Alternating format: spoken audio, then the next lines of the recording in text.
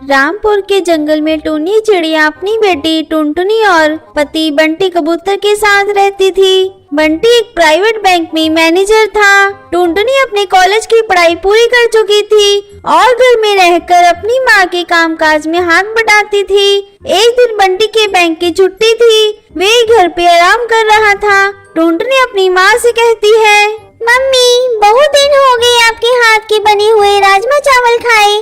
आज तो पापा की भी छुट्टी है, आप राजमा चावल बनाओ ना, हम सब मिलकर खाएंगे। अरे बेटा, तुझे राजमा चावल खाने थे तो कल ही बताती। मैंने राजमा तो भिगोए ही नहीं, कैसे राजमा चावल बना दूं? चल मैं तुझे कुछ और बनाकर खिलाती हूँ। नहीं मम्मी, मुझे तो राजमा चावल ही खाने हैं। टुनटुनी, तू इतनी बड़ी हो गई है लेकिन तुझे अक्ल बिल्कुल भी नहीं है। राजमा चावल खाने की जिद लगाकर बैठी है, कैसे बना दूं? बिना भिगोए राजमा नहीं बनते बेटा, मैं तुझे किसी और दिन बनाकर खिला दूंगी। तुम्हारी मम्मी ठीक कह रही है बेटा, जाओ जाकर कुछ और खा लो। ऐसा करो टुन्नी, तुम कल ही राजमा चावल बना लो। मेरा भी मन तुम्हारे हाथ के बने स्वादिष्ट राजमा चावल खाने को हो रहा है। ठीक है जी, जब आप दोनों का मन इतना ही राजमा चावल खाने को हो रहा है तो मैं कल ही राजमा चावल बना दूंगी। अगले दिन टूनी राजमा चावल बनाती है और सबसे पहले टुनटुनी को खाने के लिए देती है। अरे बस भी कर टुनटुनी,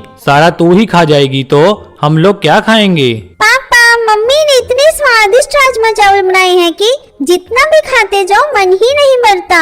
अच्छा ठीक है बेटा, मैं तेरे लिए कल फिर से राजमा चावल बना दूंगी। समय बीतने लगता है और एक दिन बंटी का बैंक बंद हो जाता है। वो घर आकर टूनी से ये बात बताता है। ये आप क्या कह रही हैं जी?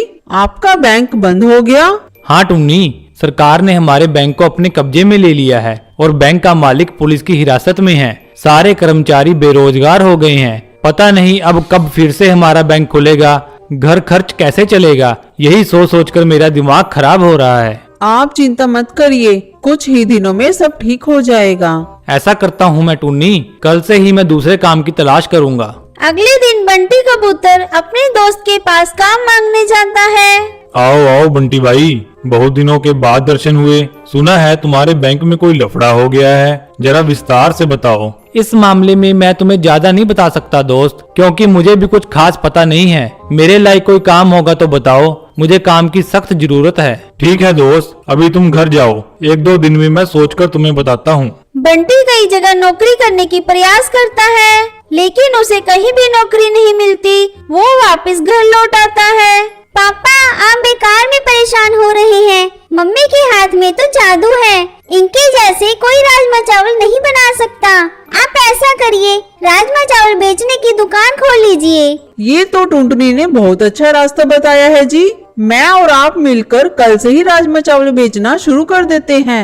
अगले दिन से बंटी और टूनी राजमा चावल बेचने लगती हैं। दीदी, एक प्लेट राजमा चावल कितने की है? 20 रुपए प्लेट है बहन। 20 रुपए प्लेट? ये तो बहुत सस्ती है।